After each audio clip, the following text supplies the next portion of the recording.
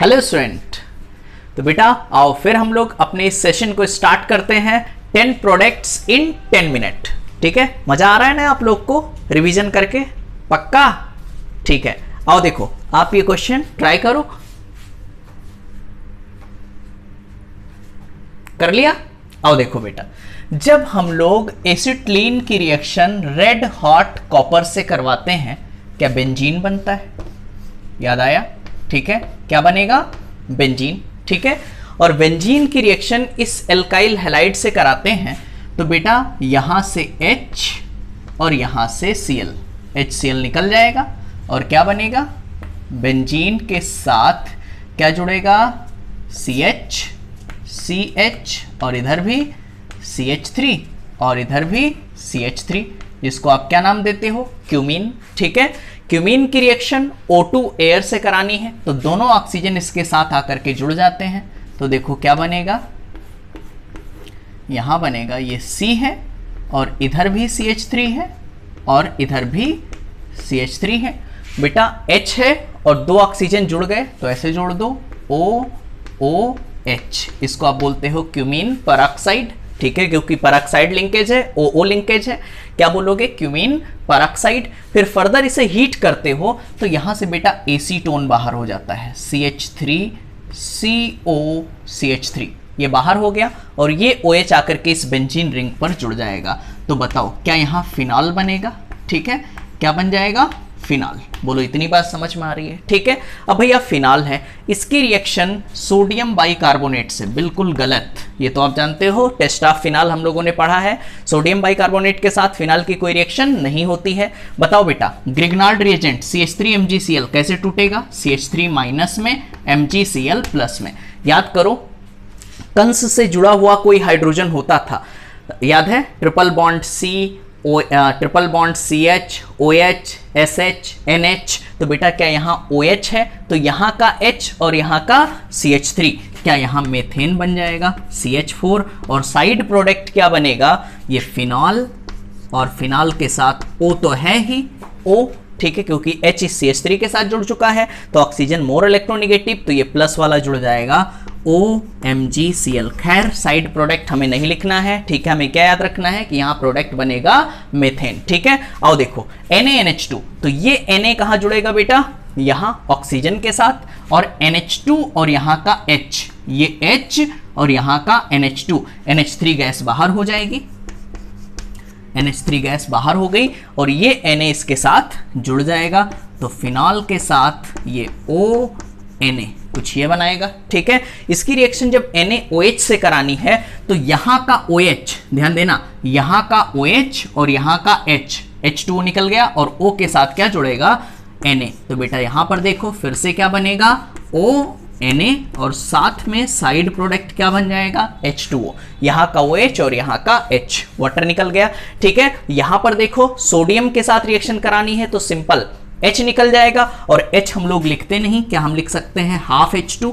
बोलो बेटा, half H2 gas लिख सकते हैं और Na इसके साथ जाकर के जोड़ देंगे तो फिनॉल के साथ ये ONa कुछ ये बन जाएगा। सब में सेम प्रोडक्ट बन रहे हैं। आओ आगे बात करते हैं। यहाँ पर क्लोरोबेंजीन है और क्लोरोबेंजीन की reaction NaOH fused NaOH, high temperature high pressure. अगर ये दिया हुआ है, याद होगा ये रिएक्शन मैंने बताई थी, इंपॉर्टेंट भी है, एक नेमिंग रिएक्शन है, इसको आप क्या बोलते हो?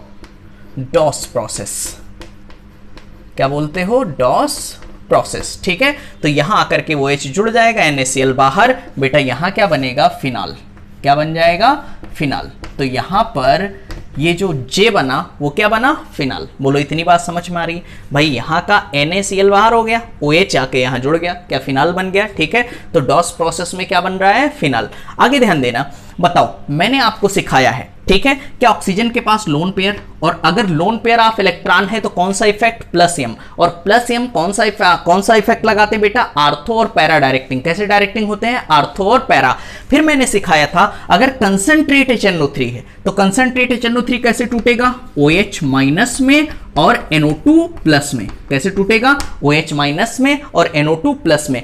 तो NO2 बेटा अगर कंसंट्रेट है तो कौन कौन से डायरेक्टिंग होते हैं? भाई लोन पेयर है प्लस m, तो आर्थो और पैरा, तो इसके सारे आर्थो और पैरा पर जाकर के NO2 जुड़ जाएगा। तो देखो OH यहां पर NO2 आर्थो पोजीशन, ये तो आप जानते हो ना ग्रुप के जस्ट बाद वाला आर्थो, फिर मेटा और फिर पैरा, तो यहां पर भी NO2, ये देखो खाली है तो ये आर्थो पोजीशन, तो ये भी क्योंकि ये ग्रुप है इसके जस्ट बाद आर्थो, ठीक है। तो हर आर्थो और पैरा पर लग जाएगा, तो 2 आर्थो और 1 पैरा पर हमने क्या जोड़ दिया बेटा, NO2, और इसका नाम है पिक्रिक एसिड,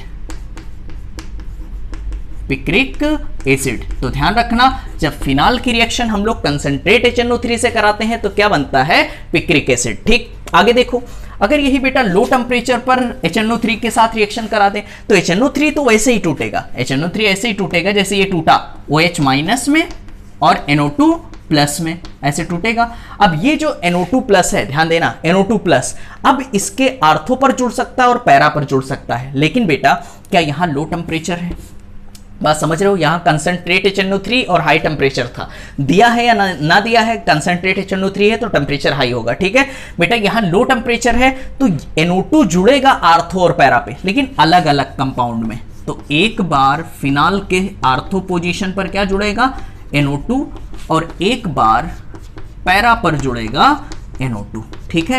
ये इसके 2 प्रोडक्ट बनेंगे। बोलो इतनी बात समझ में आ रही है, दोनों में डिफरेंस आपको समझ में आना चाहिए। अगर HNO3 है लो टेम्परेचर पर तो आर्थो और पैरा अलग अलग बनेंगे, कंसंट्रेट HNO3 है तो एक ही में आर्थो और पैरा पर NO2 जुड़ जाएगा, ठीक है। इसमें बनता है पिक्रिक एसिड, इसमें बनता है आर्थोनाइट्रोफिनाल और पैरानाइट्रोफिनाल। इसकी एक प्रॉपर्टी होती है, क्या आर्थोनाइट्रोफिनाल में इंट्रामॉलिक्यूलर हाइड्रोजन बॉन्डिंग होता है, पक्का, चलो ठीक है आगे बढ़ते हैं। बेटा यहां देखो, अब फिनाल की रिएक्शन मुझे करानी है ब्रोमीन वाटर से, ब्रोमीन वाटर से। अब ध्यान देना, मैंने आपको वहां पर सिखाया था, ठीक है, कि अगर यहां पर क्या एक पोलर सॉल्वेंट दिया हुआ है, पोलर सॉल्वेंट दिया हुआ है, इसके पास लोन पेयर है तो plus M effect, plus M ortho और पैरा डायरेक्टिंग। तो अगर पोलर सॉल्वेंट है तो एक ही मॉलिक्यूल में आर्थो पोजीशन पर और पैरा पोजीशन पर ब्रोमीन जुड़ जाएंगे। नाम तो आप बता ही सकते हो बेटा, 1 2 3 4 5 6, 2,4,6 ट्राइब्रोमोफिनॉल, ठीक है, 2,4,6 ट्राइब्रोमोफिनॉल। आगे देखो, यहां पर मैंने एक नॉन पोलर सॉल्वेंट ले लिया CH2। CH2 क्या है, एक नॉन पोलर सॉल्वेंट। और अब इसकी रिएक्शन अगर Br2 से कराते हो, देखो इन दोनों रिएक्शन में डिफरेंस आपको समझ में आ गया, ऐसे इन दोनों में समझना। पोलर सॉल्वेंट है तो एक ही मॉलिक्यूल में जुड़ जाएंगे, अगर नॉन पोलर सॉल्वेंट है जैसे CH2, ठीक है, CH2 प्रेजेंट है तो अलग अलग मॉलिक्यूल में जुड़ेंगे। तो पहले फिनाल लो, और बेटा आर्थो पैरा डायरेक्टिंग होते हैं तो एक बार ब्रोमीन को जोड़ दिया आर्थो पर और एक बार फिनाल लो, ठीक है, और एक बार ब्रोमीन को जोड़ दो पैरा पर। बोलो इतनी बात समझ में आ रही है, ठीक है। इतनी बात अगर समझ में आ गई तो आप एक बार इसे कॉपी कर लो। कॉपी कर लिया बेटा। देखो भैया, एक बार एसिटिलीन की रिएक्शन रेड हॉट कॉपर से तो क्या बनेगा, बेंजीन। फिर बेंजीन की रिएक्शन यहां कराई आपने CH3CH, CH3Cl से क्या बना, क्यूमीन। फिर O2 एयर से क्यूमीन परऑक्साइड। ये रिएक्शन बड़ी इंपॉर्टेंट है बेटा, एक बार पूछी भी जा चुकी है। फिर इसको हीट कराया, एसीटोन बाहर हो गया। एसीटोन मैंने बाहर निकाला नहीं, यहाँ पे लिख सकते हो आप, ठीक है। एसीटोन बाहर हो जाएगा, क्या बनेगा, फिनाल।